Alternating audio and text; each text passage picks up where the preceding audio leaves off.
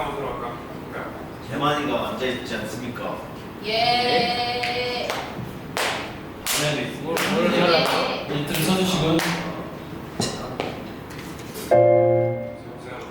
네.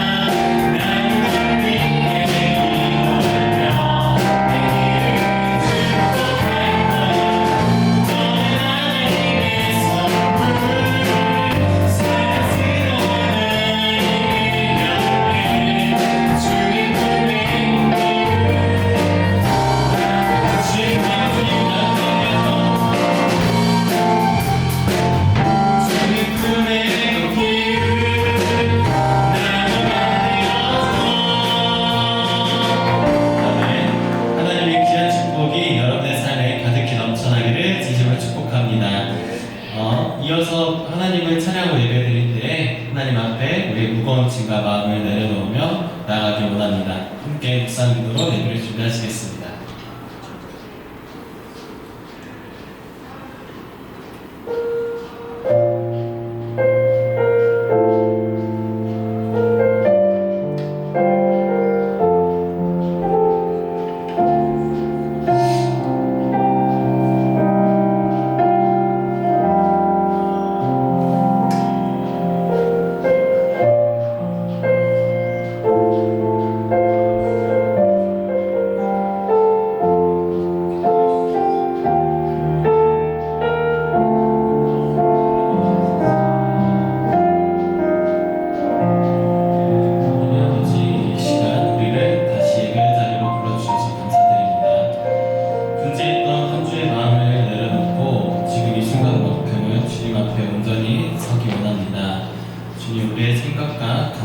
상황이 각기 다를지라도 이 예배 가운데 주님께서 우리를 하나로 묶어주시기를 소망합니다.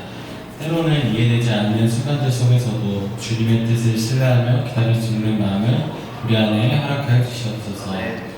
이제 드려질 찬양 위에 성령님 함께하여 주시고 우리의 입술과 마음이 일치된 고백으로 주님을 높이게 하여 주시옵소서.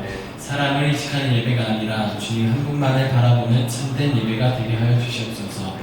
이 예배의 시작부터 끝까지 주님께서 주인 되어 주시기를 간절히 바라며 우리를 사랑하시는 예수 그리스도의 이름으로 기도드립니다. 아멘.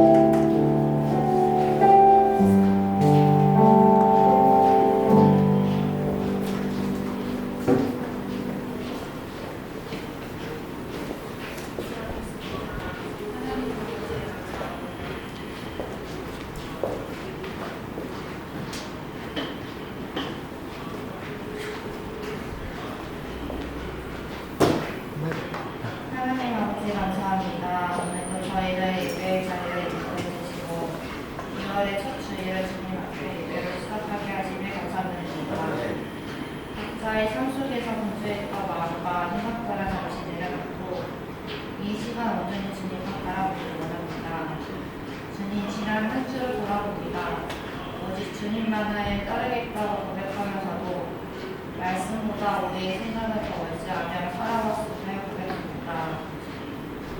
주님이 뜻이 아닌데도 우리의 생각과 욕심을 주님의 계획이라 여기며 스스로 타협했던 순간들이 있었음을 주님 앞에 드러냈습니다. 2월을 시작하는 이 시점 다시 한번 우리의 중심이 주님께로 향하길 원합니다. 우리의 판단이 아니라 가장 먼저 주님께 지혜를 구하며 주님의 말씀으로 복음을 분별하여 주님의 음성이 귀 기울이는 청년들이 되게 하여 주시옵소서. 오늘 여러 가지 사정으로 예배 자리에 함께하지 못한 청년들이 있습니다. 그들이 있는 자리마다 주님 함께하여 주시고 몸과 마음을 위로하여 주시며 하루속히 더 많은 청년들과 함께 주님을 예배하는 기쁨을 회복하게 하여 주시옵소서. 이제 말씀을 보고자 합니다. 오늘 예배를 위해 말씀을 준비해 주신 강도사님께 성령 충만함을 더하여 주시고 선포되는 말씀이 우리의 마음에 깊이 새겨 하여 주시옵소서.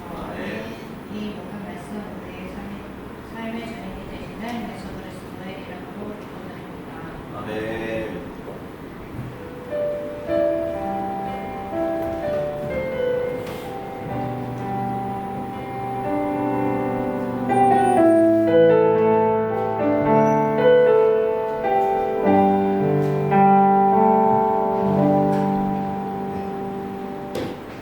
광고입니다. 재사용자님 해주셔야 됩니다. 제가 하겠습니다. 네, 오늘 청년부의 청년순 예배 오신 모든 분들을 주님 이름으로 환영하고 축복합니다. 네, 또 남겨주시겠습니까? 네, 대표 기도 순서 확인해 주시고요. 네, 다음입니다. 네, 정규인 매일 성경 큐티가 진행되고 있습니다. 우리 청년분에서 신청 안 하신 분이 누가 있나요? 다영장에 새로 다시 오면서 신청 못했죠? 네, 다영장에 꼭 신청하시길 바랍니다. 이제 2월부터 오늘 며칠이에요? 6월 1일이네. 이제 근데 2월 이제 보니까 이제 주일날에는 말씀 묵상이 없더라고요.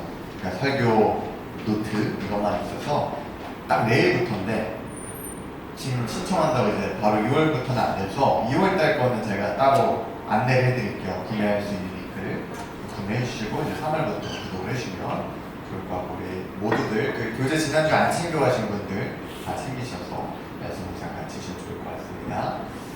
네, 그렇게 말씀 읽도록 하겠습니다. 오늘 함께 읽을 말씀 베드로 후서 3장 8절에서 9절 말씀입니다. 베드로 후서 3장 8절에서 9절 말씀입니다. 네, 짧으니까요. 우리 함께 합독해서 읽겠습니다. 시작. 사랑하는 자들아, 너희는 하루가 천천히 같고 천천히 하루 같다는 이 한 가지를 잊지 말라. 주의 약속은 어떤 이들이 더디다고 생각하는 것 같이 더딘 것이 아니라 오직 주께서는 너희를 대하여 오래 참으사 아무도 멸망하지 아니하고 다 회개하게 이르기를 원하시느니라. 아멘. 기도하겠습니다. 하나님 아버지 감사합니다. 오늘 이 시간 주의 말씀 듣습니다. 하나님 말씀하여 주시옵소서. 우리가 온 마음을 다하여 주의 말씀을 청종하기를 원하오니 이 시간 성령 하나님 역사하여 주시사 우리의 마음속에 하나님의 말씀이 깊이 새겨져서 우리의 삶이 오늘 이 말씀을 통해 변화되어질 수 있도록 주님 도와주시옵소서. 감사합니다. 예수님 이름으로 기도드립니다. 아멘. 그리고 조금 더 우리 다 왜 구석에 몰려요? 좀 더 일로 앉읍시다. 대표님들도 좀 당겨주시고 여기로 좀 앉을게요. 네. 너무 다 이쪽으로 몰려있어서. 네. 인사하겠습니다. 샬롬. 반갑습니다. 저는 이제 아주 맨 앞자리에 앉았어요. 잘했어요. 자, 우리 조금 전에 찬양을 같이 했어요. 찬양. 어떤 찬양 같이 불렀죠? 어떤 찬양 불렀어요? 방금 마지막으로. 주의 자녀로 산다는 것은 이라는 고백을 했어요. 어떻게 다들 믿음으로 고백하셨습니까? 아멘. 네, 네, 좋습니다. 우리 모두 하나님의 자녀들이 있습니다. 네. 우리 모두 하나님의 자녀로서 이 땅을 살아가고 있는 줄 믿습니다. 네. 네, 그렇다 그렇다면 오늘 아까 그 찬양 속에서 주의 자녀로 하나님의 자녀로 살아가는 삶이 어떤 삶이라고 이야기하던가요? 기억나요? 1절에서 뭐라고 이야기하죠? 불 가운데로 걸어가는 것이라고 이야기하고요. 또 뭐라고 이야기하면 날 덮쳐오는 폭풍 속에서 그 바다 위를 걸어가는 것이라고 이야기하고요. 또 뭐라고 이야기하죠? 나도 그들을 용납하는 거래요. 근데 그들이 누구일까요? 참 용납하기 싫은 사람들이 있죠. 참으로 품기 힘들고 사랑하기 힘든 참 그런 사람들을 나도 용납하는 것. 또 마지막으로 또 어떤 거래요? 예수님과 함께 십자가를 지고 그 예수님과 동행하며 걸어가는 삶이 주의 자녀로 살아가는 삶이다. 그렇게 이야기를 했어요. 자 여러분, 우리 모두 하나님의 자녀인 줄 믿습니다. 네. 정말로 그런 삶을 살아가고 계십니까? 어때요? 그렇게 예수님과 함께 정말 십자가를 지고 하나님의 자녀다운 삶을 살아가고 있으신가요? 만약 여러분들이 정말로 그러한 인생을 살고 계신다고 한다면 여러분들의 삶은 아마 녹록치 않을 거예요. 왜냐하면 날마다 십자가를 지며 살아가는 삶이란 굉장히 좁고도 좁은 길을 걸어가는 삶이기 때문이죠. 근데 만약에 이 세상을 살아가는 모든 사람들이 우리와 같이 십자가를 지고 자기를 부인하며 살아가고자 한다면 뭐 다 그렇게 사니까 살만하지 않을까 싶기도 한데 우리가 사는 세상은 어떨까요? 우리가 살아가는 이 세상은 우리가 걸어가야 하는 그 삶의 모습과는 너무나도 다른 모습을 끊임없이 우리에게 보여주고 우리에게 제시한다라는 거예요. 물론 우리에게도 여전히 죄성이 있어요. 여전히 이기심이 있습니다. 그 죄성과 이기심에 따라 살아갈 때도 있어요. 그런데 그렇게 죄를 짓고 나면 우리의 마음이 어때요? 이렇게 살면 안 되는데 왜 그랬을까 답답하기도 하고 죄책감도 찾아오고 그런 마음이 들잖아요. 그런데 이 세상은 어떨까요? 이 세상은 그렇지 않다는 거예요. 사실 이 세상에서는요, 내 욕심대로 살아가는 것, 내 마음대로 살아가는 것이 잘못된 게 아니에요. 당연한 겁니다. 그렇지 않아요? 누군가 나에게 잘못을 했어요. 그러면 어떻게 하는 게 당연할까요? 미워하는 게 당연한 거예요. 복수하는 게 당연한 겁니다. 화가 나는 게 당연한 거예요. 왜 굳이 용서를 하고 화해를 합니까? 뭐 상대방이 나에게 막 싹싹 빌어서 제발 용서해달라고 잘못해달라고 그러면 또 생각해 볼 수 있겠지만 그게 아니라면 굳이 왜 용서를 할 마음을 가져야 돼요? 굳이 왜 화해를 할 생각을 해야 됩니까? 또 누가 나에게 화를 나게 했으면 화내는 게 당연한 거죠. 왜 참아요? 주를 위해 참는다? 그런 거는 이 세상에 없는 겁니다. 뭐 잘못을 나한테 했는데 왜 주를 위해 참아요? 조금이라도 내 심기를 건드린다고 하면 윽박 지르는 게 당연한 거예요. 또 내 욕심대로 하고 싶은 일이 생기면 어때요? 내 욕심대로 하는 게 당연하다라는 거예요.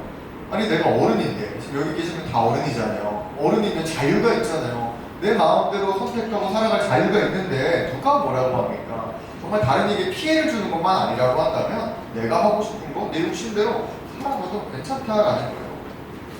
물론 이 세상을 살아가고 있는 사람들도요, 사랑이라는 것을 합니다. 근데 그들은 누구를 사랑할까요? 사랑할 만한 사람들을 사랑해요.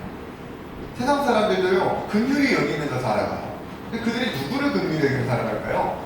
긍휼히 여길 만한 사람을 긍휼히 여긴다라는 거예요. 또 용서도 해요. 누구를 용서할까요? 용서할 만한 사람. 아까 말했던 것처럼 무릎을 꿇고 두 손을 싹싹 끌고 내 마음이 흡족할 때까지 사과를 해요. 제발 용서해달라고 이야기해요? 그러면 용서해 줄 수도 있는 겁니다. 또 뿐만 아니라 그들도 절제를 하면서 살아가요. 언제 절제를 할까요? 내가 그러고 싶을 때 그렇게 살아갑니다. 근데 우리는 어떨까요? 이렇게 내 마음대로 내 자유대로 살아가는 것이 당연하다고 이야기하는 이 세상 속에서 우리는 그들과 전혀 다른 가치관을 가지고 살아가는 거예요. 어쩌면 우리는요, 그들보다 더 정직하게 살아가고 있으면서도 불구하고요, 내가 더 정직하지 못했다고 괴로워합니다.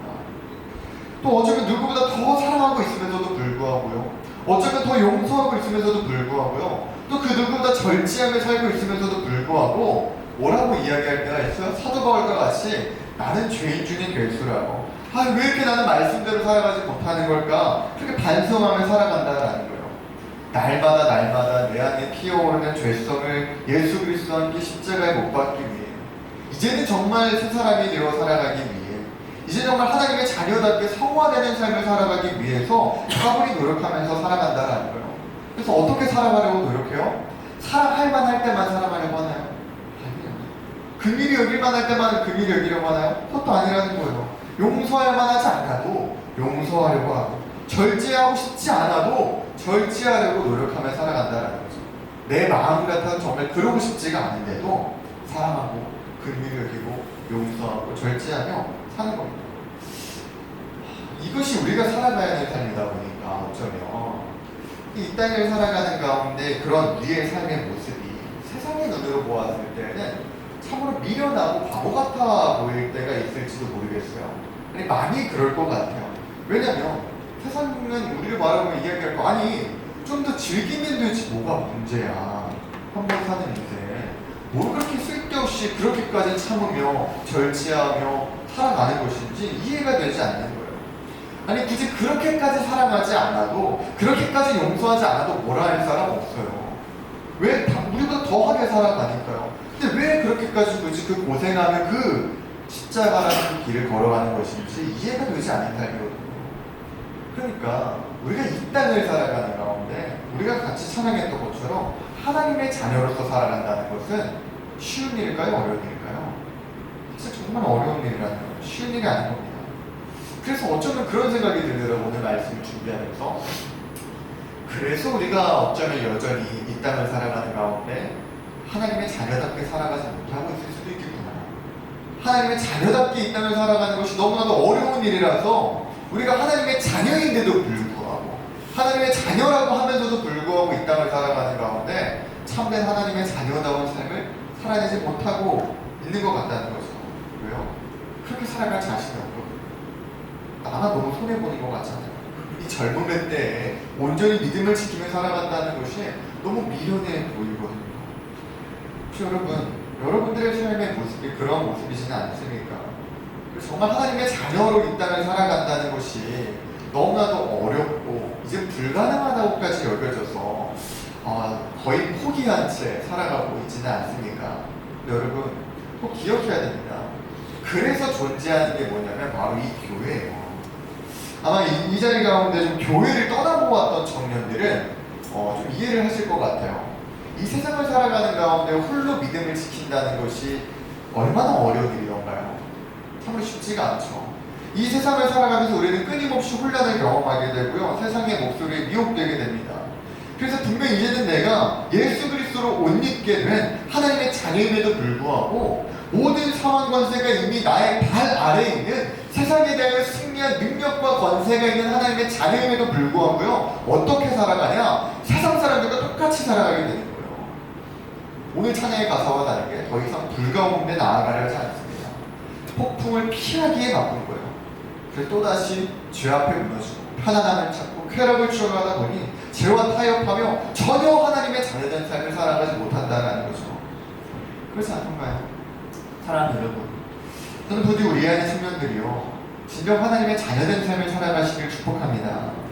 이 세상의 목소리를 휘둘리지 않고 세상의 흐름을 따라가지 않고 이미 하나님께 이루 말할 수 없는 사랑과 은혜와 축복을 받은 자로서 하나님께서 나와 함께 하심과 나를 지켜 보호하심을 믿고 의지하며 때로 내 앞에 불구덩이가 있을지라도 폭풍이 있을지라도 담대하게 십자가를 지며 걸어가는 자들이 되시길 축복합니다. 그리고 이를 위해서 존재하는 게 뭐라고요? 교회라는 거예요. 교회. 저는 여러분들이 정말 이 교회를 통해서, 이 교회 공동체 일원을 통해서 누릴 수 있는 유익과 기쁨과 능력을 풍성히 누리시길 축복합니다. 그러려면 여러분들이요 이 교회를 정말 잘 이용해 먹으셔야 돼요. 표현이 어떨지 모르겠는데 대체가 안 됩니다. 이 교회를 어떻게 된다고요? 잘 이용해 먹어야 된다고요.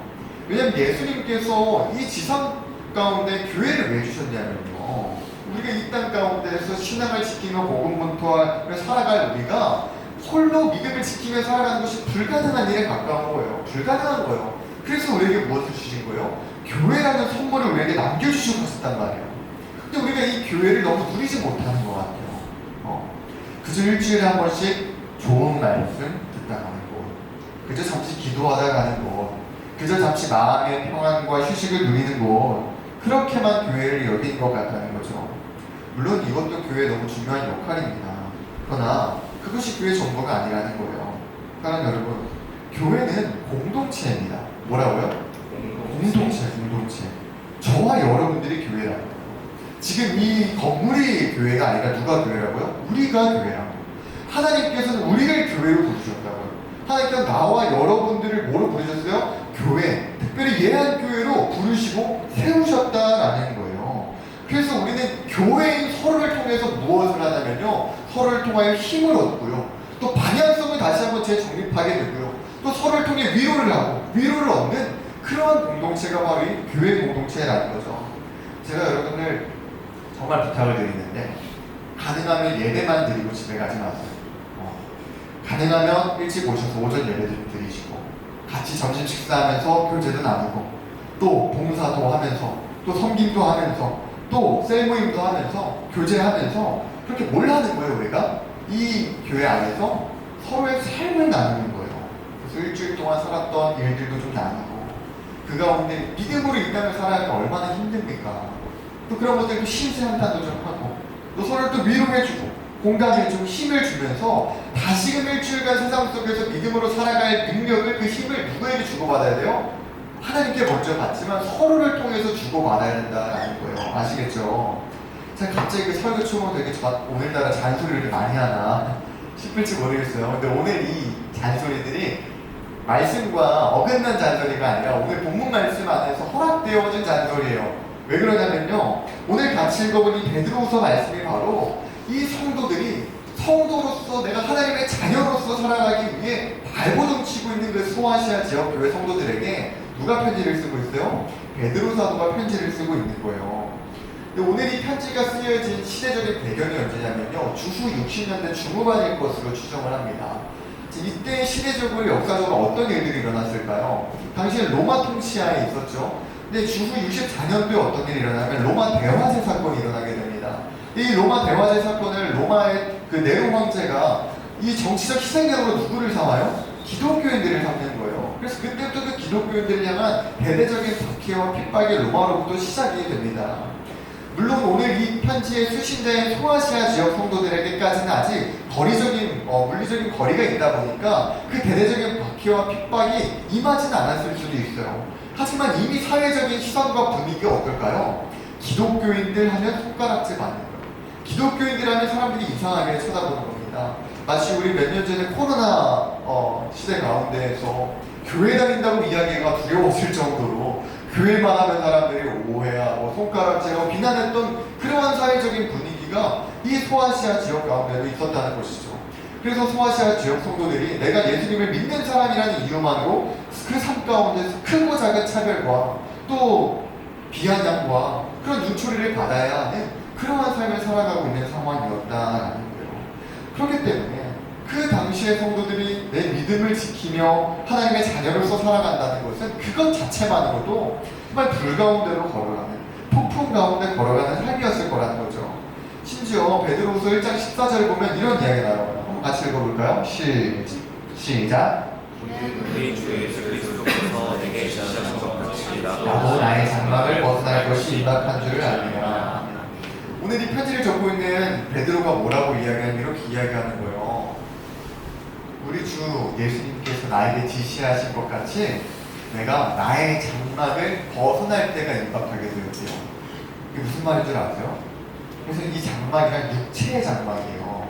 이게 무슨 말이냐면 내가 곧 순교할 때가 이르게 되었다는 것을 내가 지금 직감하고 있다는 거예요.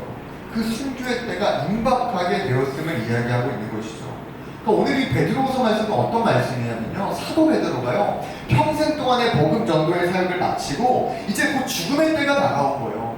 이제 그 로마의 엄청난 박해 가운데서 이제 내가 곧 순교하겠구나. 우리가 잘 알고 있듯이 베드로 사도가 어떻게 순교합니까? 거꾸로 십자가에 매달려서 죽게 되는 그 엄청난 순교를 당하기 직전에 그 죽음을 앞두고 소아시아 지역 성도들에게 간절한 마음을 가지고 편지를 쓰고 있는 거예요. 근데 어떤 이야기를 하고 있냐? 우리 8절 같이 한번 읽어볼게요. 시작. 사랑하는 자들아, 죽게는 하루가 1000년 같고 1000년이 하루 같다는 이 한 가지를 잊지 말라. 베드로가 오늘 그 소아시아 지역 성도들에게 어떤 이야기를 합니까? 사랑하는 여러분, 주님께는 하루가 1000년 같고 1000년이 하루 같다는 이 한 가지를 잊지 마십시오. 이게 무슨 말이에요? 하나님은 시간을 초월하여 계신 분이시고 초월하여 계신 뿐만 아니라 하나님은 그 시간을 창조하시고 주관하시는 능력의 하나님이라는 사실을 이야기하고 있는 거예요. 자, 갑자기 베드로는 왜 소아시아 지역 성도들에게 우리가 믿는 하나님은 시간을 초월하여 계시는 시간을 주관하신 하나님이십니다라는 사실을 이야기하고 있는 것일까요?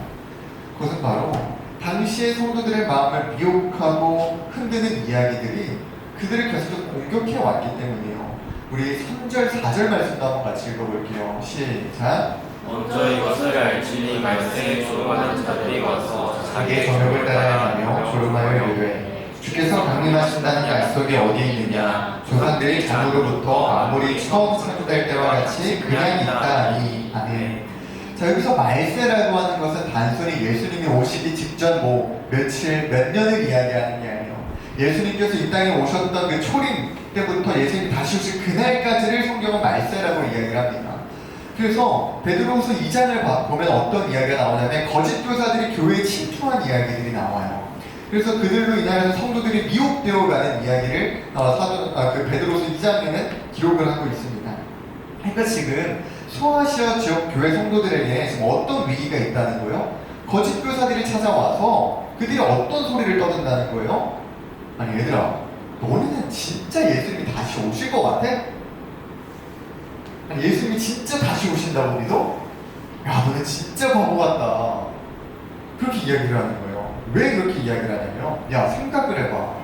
지금 하나님이 천지 창조를 하신 그 몇천년 이래로 지금 천지가 바뀐 것이 없는데 뭘 변화가 있다고 너네 그걸 믿고 있어?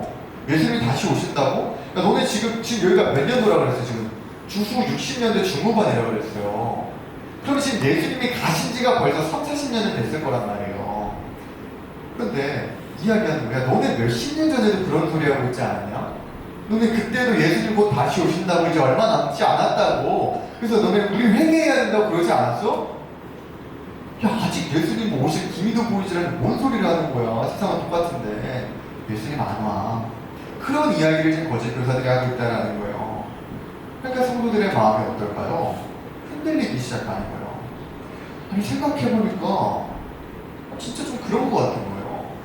우리 오전 예배 때 지난주와 이번 주에 어느 말씀 배웠어요? 사도행전 1장 배웠죠, 목사님에게. 어떤 이야기요? 예수님이 모든 삶을 마치 하늘로 올라가시잖아요. 근데 뭐라고 말씀하세요? 천사들이 뭐라고 이야기해요? 그 주님께서 지금 본 그대 다시 오실 것이라고 이야기했잖아요. 그래서 오늘 그날과 그때는 누구도 알지 못한다 이런 이야기 들었잖아요. 그러니까 분명히 예수님이 다시 오신다고 했단 말이에요. 그래서 그 당시에 사도들은요 정말 그렇게 믿었어요. 예수님이 곧 다시 올 줄 알았어요. 내가 죽기 전에 올 줄 알았어요. 그 믿음을 가지고 복음을 전했고요. 그 생각을 가지고 열심히 복음을 증거하며 돌아다녔던 거예요.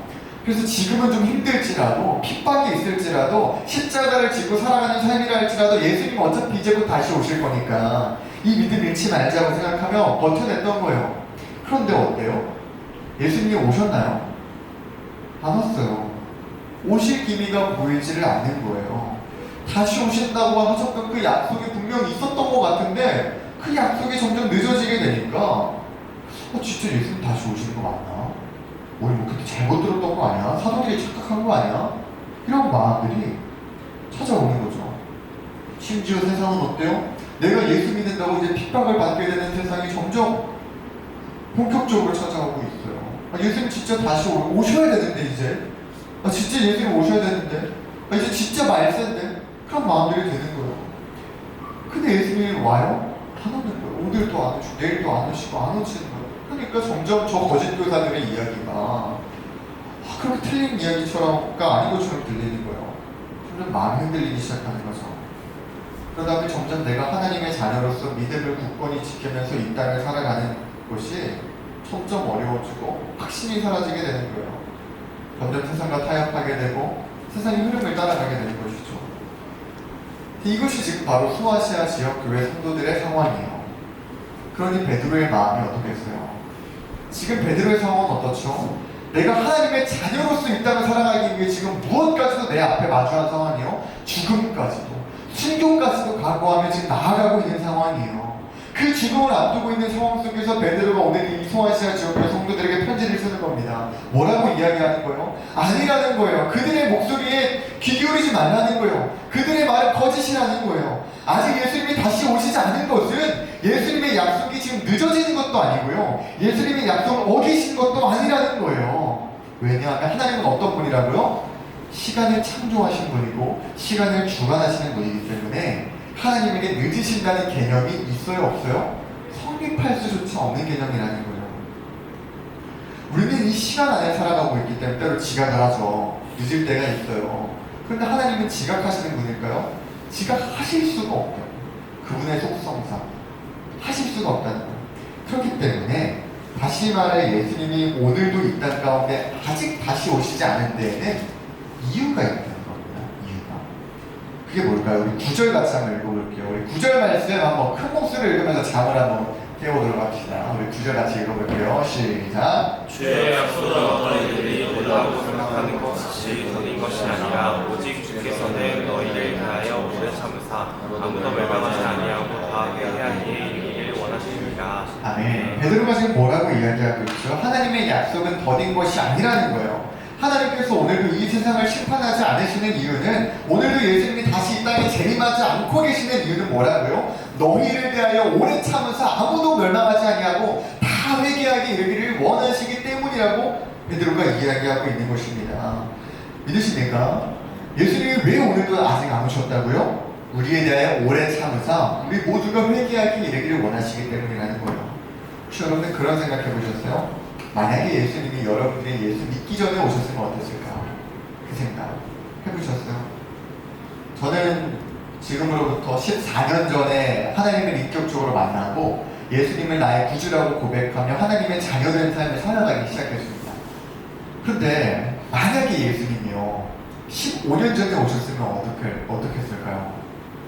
어떻게 됐을까요? 저는 어떻게 됐을까요? 천국 갈 수 있었을까요? 못 갔겠죠. 예수님이 다시 오시면요 그날은 최후의 심판이 있다고요. 그 외에는 기회가 없어요. 그리고 이제 와서 저 예수님 믿을래요? 날짜는 없어요. 끝이에요. 근데 만약에 제가 14년 전에 예수님 믿었는데 15년 전에 예수님이 오셨으면 어떻게 했냐고요. 그러니까 여러분들 각자 교회를 다니고 예수님을 믿기 시작한 구주로 받아들이기 시작한 그 시간들이 있을 거예요. 그 전에 예수님이 오셨으면 어떻겠어요? 우리는 기회가 없는 거예요. 우리 구원받지 못했을 겁니다. 사실 예수님은요 얼마든지 그러실 수 있었어요. 5년 전에 오실 수도 있었고요 10년 전에 오실 수도 있었고 15년 전, 20년 전에 오실 수도 있었어요. 그때 오셔서 최후 심판을 내리실 수도 있었다고요.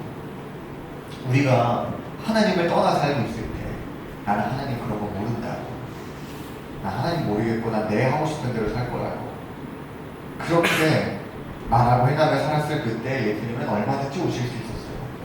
근데 왜 예수님이 그때 오시지 않았을까요? 왜 그랬을까요?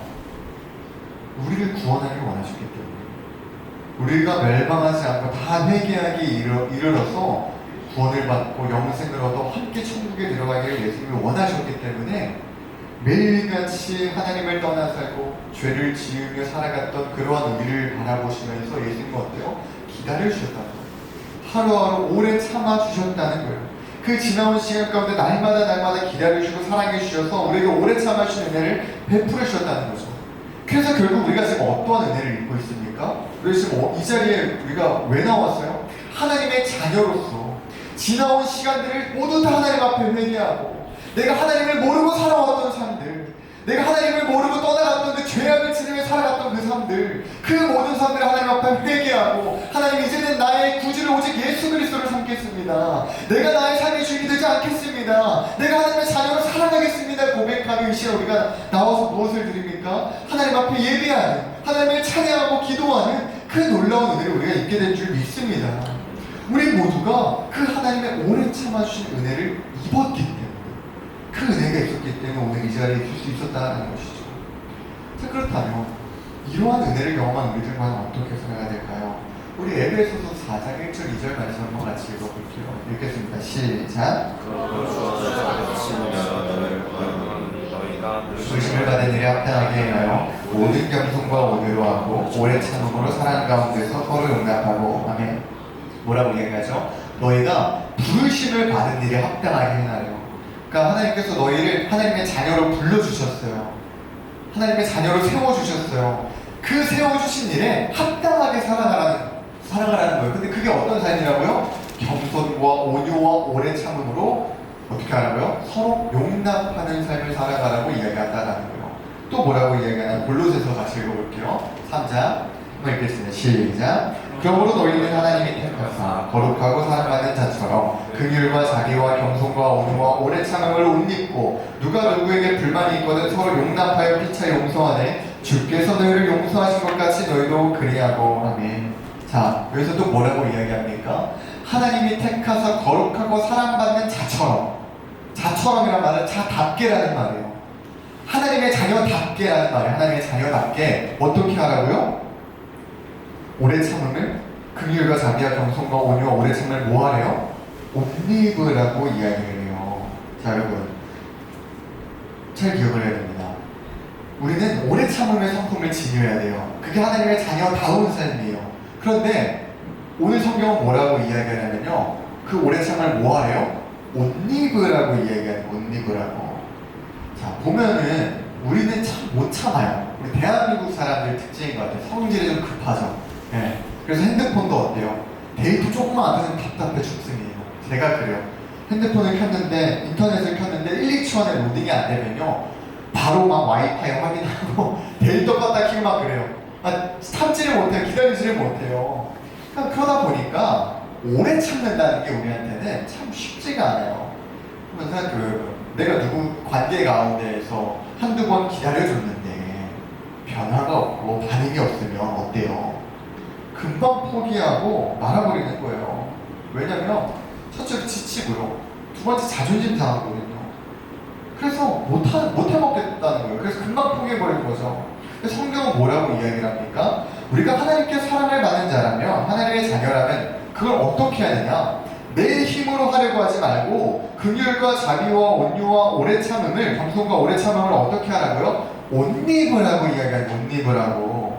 그러니까 오래 참음은 단순히 내가 노력해서 내가 만들어내는 게 아니라 어떻게 한다는 거예요? 이미 내가 하나님께 받은 그 은혜를 기억하는 거예요. 이미 내가 받은 그 은혜를 기억한다는 것은요, 끊임없이 그 은혜를 내가 잊는 거예요. 아, 하나님이 나를 이렇게 오래 참아주셨구나. 정말 그렇게 끊임없이 하나님을 떠나 살아갔던 나를 언제든지 그때 심판하셨어도 되었는데 나를 사랑하여 주셔서 또다시 기회를 주시고 또다시 오래 참아주셔서 나를 이렇게 사랑해 주셨구나. 그 은혜를 끊임없이 묵상하고 기억하며 입으라는 거예요. 그리고 그 사랑을 그저 흘려보내라고 이야기한다는 거죠. 사랑하는 여러분, 우리가 지난주부터 계속 교회 공동체를 이야기하고 있어요. 우리가 교회입니다. 우리는 교회 공동체예요. 예수 그리스도의 보혈로 한 가족이 되었다고 이야기해요. 그래서 제가 이제 예술자매, 이렇게 형제자매라고 이야기하죠. 왜 그렇게 부를까요? 가족이 되었기 때문에, 형제자매 되었기 때문에. 예수 그리스도 안에서 우리는 한 가족이 되었다고 성경은 이야기하거든요. 그렇기 때문에 우리는 한 가족, 한 공동체예요. 그래서 우리가 지난주 말씀과 같이 한 마음 한 뜻이 되어야 합니다. 근데 그것이 쉬울까요? 어려워요. 왜냐하면 우리가 한 마음 한 뜻이 되기 위해서 정말 필요한 게 뭐냐면요, 오래 참음이 필요해요. 이 오래 참음이 없으면요, 우리는 금방 서로의 관계를 포기하고요, 공동체를 포기하고요, 믿음을 포기하게 됩니다. 그러나 사랑하는 여러분, 우리가 오늘 이 자리에 어떻게 모이게 되었어요? 우리가 오늘 어떻게 이 자리에서 얘기하고 있습니까? 하나님의 오래 참아주시는 은혜를 입었기 때문이잖아요. 하나님이 그럼에도 불구하고 우리를 기다려주시고 그럼에도 불구하고 오래 참아주셔서, 그래서 그 은혜를 입어서 우리가 오늘 이 자리 가운데 하나님의 자녀가 되어 교회가 되었잖아요. 그렇다면 그렇게 교회가 된 우리라고 한다면 우리가 서로를 어떻게 대해야 되겠습니까? 어떻게 서로를 사랑해야 되겠습니까? 하나님이 베풀으신 그 오래 참음으로 서로를 용납하며 사랑해야 할 줄 믿습니다. 자, 오늘 이 말씀과 한 가지만 더 생각해보고 말씀을 정리하면 좋겠어요. 자, 그렇다면 하나님께서는 왜 오늘도 아직 다시 오시지 않는 걸까요? 왜 그 약속을 아직도 이루지 않으시는 걸까요? 우리에 대하여 오래 참으셨다면서요. 우리가 구원받기를 원하셔서. 저 구원 받았어요. 여러분 구원 받으셨어요? 네, 구원 받으셨죠? 그럼 우리 다 구원 받았잖아요. 그럼 이제 예수님 오시면 되는 건 아닙니까? 그 완전하지도 못한 놈들끼리 모여가지고 힘들게 살아가겠다고 용납하겠다고 애쓸 필요 없이 예수님이 다시 오시면 저 천국 가면 우리 영화된다니까. 영화. 부활체를 입고 영화된 존재로 살아야 된다. 그때는 우리가 사랑할 수밖에 없어요. 죄를 못 짓는 존재가 돼요. 원래 천국 가면 좋잖아요. 그럼 왜 예수님 왜 다시 안 오시는 거예요? 그 이유가 뭐라고 이야기합니까? 뭐라고 얘기 한번 넘기시겠어요? 우리 아까 읽었던 말씀에서 9절에서 뭐라고 이야기를 하나님께서 아무도 멸망하지 않기를 하나님은 원하신다는 거예요. 우리뿐만 아니라 이 땅에 있는 모든 존재들이 멸망하지 않게 하나님 원하신다는 거예요. 이 땅에는요 아직도 구원받지 못한 영혼들이 너무나도 많이 있습니다. 우리 주위에도 아직 하나님을 알지 못하는 자들이 너무 많아요. 아직 구원받지 못한 영혼들이 너무나도 많습니다. 우리 주위에. 근데 만약에 오늘 예수님 오시면 어떡합니까? 만약에 오늘 밤에 예수님이 오시면 어떡해요? 그럼 우리가 사랑하는 나의 가족들은 어떻게 합니까? 아직 예수 믿지 못했는데, 아직 구원받지 못했는데, 오늘 예수님 다시 오시면 어떡합니까? 예수님 다시 오시면 기회가 있어요? 없어요? 없다고요. 그때 정말 최후의 심판이에요. 최후의 심판이에요. 그래서 하나님께서는 그들을 구원하기를 원하셔서 그들이 죽기로 돌아오기를 원하셔서 오늘도 애가 타는 마음으로 간절하게 그들을 대하여 오래 참아주고 계신다라는 거예요. 그런데 여러분 그 사람들이 이 사실을 알까요? 하나님이 그들에 대하여 오래 참아주고 계시다는 이 사실을 우리 가족들이 예수님 믿지 못하는 그들이 알고 있을까요? 몰라요. 오히려 뭐라고 이야기해요? 야 예수님이 있긴 뭘 있어. 예수님 다시 오시면 뭘 와. 최후의 심판의 개뿔이야. 지금 예수님 뭐 간지 지금 야 2000년이 넘었다. 2000년이 무슨 망상 속에 빠져 사는 거야. 그렇게 이야기한다는 거야. 오늘 말씀에 등장하는 거짓 교사들처럼 그저 현실 속에서 이 세상을 누리며 살아가는 급급한 삶을 살아간다는 거죠. 그런데 여러분 그들은 몰라도 우리는 알잖아요. 이전까지는 몰랐어도 이제 오늘부터 우리가 알잖아요. 예수님이 왜 오늘도 아직 안 오고 계세요? 그들을 구원하려고요. 아직 주께로 돌아오지 못한 이들이 회개하게 이르기를 원하셔서 그들을 기다리고 계신다고. 그들이 오래 참아주고 계신다는 이 사실을 우리가 알잖아요. 심판이 없기 때문에 없는 것이 아니라 하나님은 오늘도 오래 참아주고 계시기 때문에 아직 정말 아직 그 심판이 오지 않은 것임을 우리는 알고 있지 않습니까? 그러면 우리는 어떻게 살아가야 됩니까? 10절 말씀을 볼까요? 넘겨주시겠습니까? 10절에 없어요. 네, 10절. 네, 11절 말씀 보면 되겠네요. 네, 11절 말씀 보겠습니다. 이 말씀에서 뭐라고 이야기하면, 이 11절 전에 10절에서 뭐라고 이야기하면, 하나님이 오래 참아주고 계시기는 하지만, 그 주의 날이 어떻게 온다고 이야기하냐면, 도둑같이 올 것이라고 이야기해요. 그러니까 언제 올지는 몰라요. 도둑이 언제 올 줄 아세요? 모르죠. 모르니까 털리는 거예요. 모르니까. 그러니까 주의 날이, 그 최후의 심판의 날이 언제 온다고요? 도둑같이 온다고요. 오늘 아까 오전 예배 때 말씀하셨죠. 그 언제 올지는 예수님도 모르는데 예수님도. 아들이신 예수는 하나님만 아신다는 거예요. 언제 올지 몰라요. 그러니까 이 말은 뭐냐면요. 오늘 올 수도 있고 내일 올 수도 있다는 거예요. 여러분 어떻게 해야 되겠습니까? 우리 어떻게 해야 될까요? 이 복음을 나만 알면 될까요? 이 진리를 나만 알고 이 나만 혼자 믿음 지키면서 살아내기 급급해서 되겠습니까? 아니라는 거예요. 우리는 이 사도들과 같이요 그 복음을 전해야 된다는 거예요. 그 복음을 전하기 위해 힘써야 되고요 목숨을 걸 수 있어야 된다는 거예요. 우리 그 청년부를 보면요 홀로 신앙생활하는 청년들이 참 많아요. 가족들이 교회를 다니지 않고 홀로 신앙생활하고 있는 청년들이 너무나도 많이 있습니다. 여러분 전도하셔야 돼요. 정말 전도하셔야 됩니다. 가족들 전도해야 돼요. 내가 너무나도 사랑하는 나의 가족들 오늘 예수님 다시 오시면 어떡합니까? 함께 천국 가서 영생 누려야 될 거 아니에요. 하나님께서 왜 여러분들을 먼저 구원받게 하셨을까요? 왜 여러분들 먼저 붙드셔서 이 자리 가운데 나오게 하셨을까요? 여러분들 혼자 믿음 잘 지키며 살아가라는 게 아니에요. 성경에 뭐라고 이야기합니까? 주 예수를 믿으라. 그리하면 너와 내 집이 구원을 받으리라. 왜 여러분들이 먼저 예수 믿었어요? 여러분들뿐만 아니라 여러분들 그 가정을 구원받게 하시려고 하나님이 우리를 부르셨다는 것을 여러분들이 기억하셔야 됩니다. 사랑하는 여러분, 제가 말씀을 맺고자 합니다. 오전 예배 때도 그렇고요. 참 요즘 느껴요. 목사님이랑 짠 것도 아닌데 어떻게 하나님께서 이렇게 계속해서 공통된 말씀을 허락해 주시나 싶습니다. 성경에 우리가 뭐라고 이야기합니까? 예수님이 다시 오실 거라고요. 그때와 시기는 아무도 알 수 없다고 이야기합니다. 사랑하는 여러분, 그렇다면 우리들 과연 정말 어떻게 살아가야 하겠습니까? 우리 베드로서 3장 11절 12절에서 지금 이렇게 이야기하고 있어요. 이 모든 것이 이렇게 풀어지니 너희가 어떠한 사람이 되어야 마땅하냐? 베드로가 묻는 거예요. 여러분, 예수님 다시 오실 겁니다. 도둑같이 그날 임할 겁니다. 그러면 여러분, 어떤 사람이 되어야 되겠습니까? 그런데 이제 어떻게 살아가야겠습니까? 묻는 거예요. 또 어떻게 살아가야 된다고요? 거룩한 행실과 경건함으로 하나님의 날이 임하기를 바라보고 간절히 사모하는 사람이 되어야 마땅하다. 우리는 그 삶을 살아가야 한다고 이야기하고 있는 거예요. 사랑하는 여러분, 그날과 그때는 알 수 없지만요, 예수는 반드시 다시 오십니다. 그렇게 우리는 주님 다시 오실 그날을 기다리면서요, 지혜로운 처자들이 신랑을 기다리며 기름을 준비했던 것과 같이요, 우리 또한 준비된 모습으로 예수님을 기다려야 합니다. 제가 언젠가 그런 생각을 했던 적이 있어요. 대학생 때. 예수님이 다시 언제 오실지 모르는데 내가 하필 우리가 또 죄를 지을 때가 있잖아요. 그러니까 잘 믿음으로 살 때가 있지만 또 이렇게 흐트러질 때가 있잖아요. 내가 하필 딱 죄를 짓고 있는 그 순간에 예수님 다시 오시면 어떡하지? 그런 생각을 했던 적이 있어요. 그럼 나 구원받나? 죄 짓고 있었는데 천국 갈 수 있는 그 생각이 들어서 제가 언젠가 우리 교수님한테 찾아가서 여쭤봐서 저 그러면 혹시 그래도 구원 받을까요, 교수님?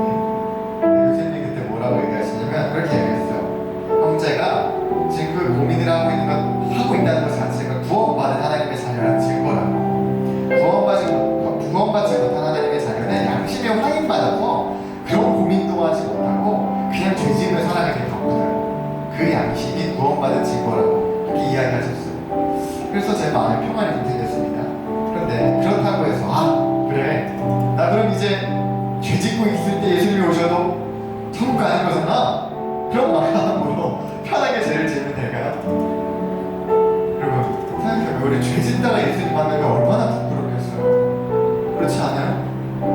하필 딱 오늘 늦잠 자서 교회 못 왔어요. 그런데 그날 예수님 와면 얼마나 부끄럽겠어요? 죄의 유혹을 이기지 못해서 딱 하필 죄에 넘어갔는데 그때 예수님 오시면 어떡해요? 얼마나 부끄럽겠어요? 우리 어린이 찬양에서 그런 얘기잖아요.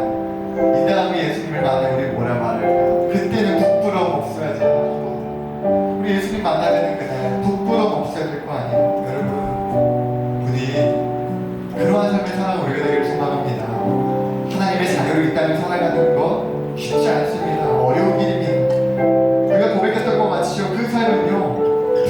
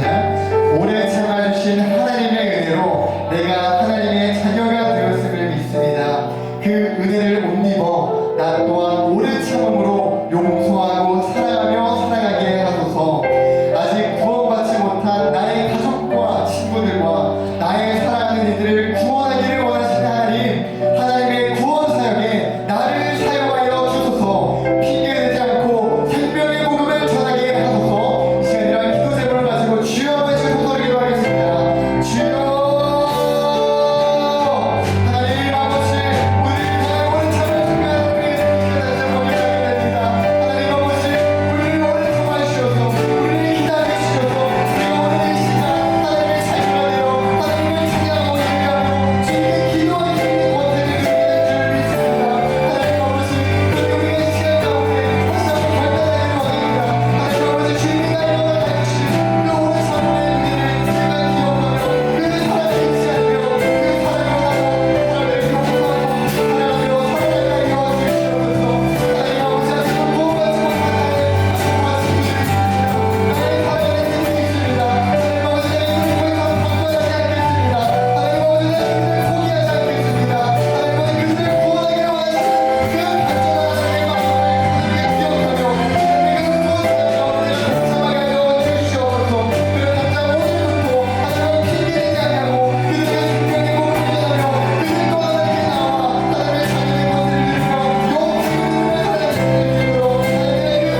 하나님께 나와 하나님의 자녀의 권세를 누리며 영원히 그들을 살아가는 믿음으로 하나님의 그 복음과 하나님의 제자를 향하여 주시옵소서. 은혜를 구하여 주시옵소서.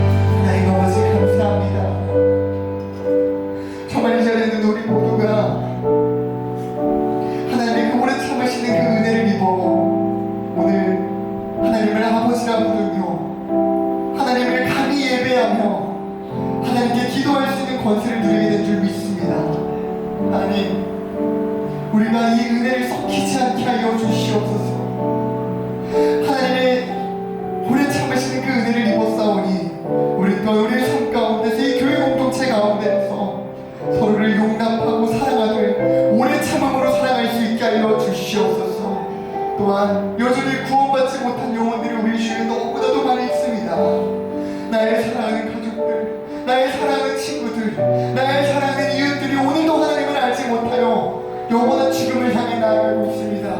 주님, 지금까지는 자꾸만 이런저런 핑계를 대며 그들을 방관했습니다. 주님, 우리를 용서하여 주시옵소서.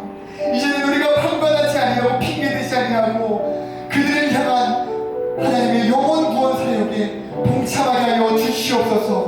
오늘부터 당장 내가 사랑하는 이들에게 하나님의 복음을 전하며 그 생명의 복음을 전하며 그들과 함께 저 천국에 들어가 영생을 누리며 살아가는 복된 삶이 될 수 있도록 주님, 우리를 붙들어 주시옵소서. 우리를 통하여서 온 세상이 물이 바다 높음 같이 하나님을 믿는 자들로 더하여지는 놀라운 역사가 바로 나로부터 우리 이한교로부터 우리 청년학생으로부터 일어날 수 있도록 주님 은혜 더하여 주시옵소서. 감사합니다. 이 모든 말씀 살아계신 예수 그리스도의 이름으로 기도드립니다. 아멘. 오늘 주기도문으로 예배를 마치도록 하겠습니다. 하늘에 계신 우리 아버지여, 이름이 거룩히 여김을 받으시오며 나라를 나옵시며 뜻이 하늘에서 이루어진 것 같이 땅에서도 이루어지이다. 오늘날 우리에게 일용할 양식을 주시고 우리가 우리에게 죄진 자를 사해 준 것 같이 우리의 죄를 사해 주시고 우리를 시험에 들게 하지 마옵시고 다만 하게써 주옵소서. 대개의 나라와 권세와 영광이 아버지께 영원히 있사옵나이다. 아멘.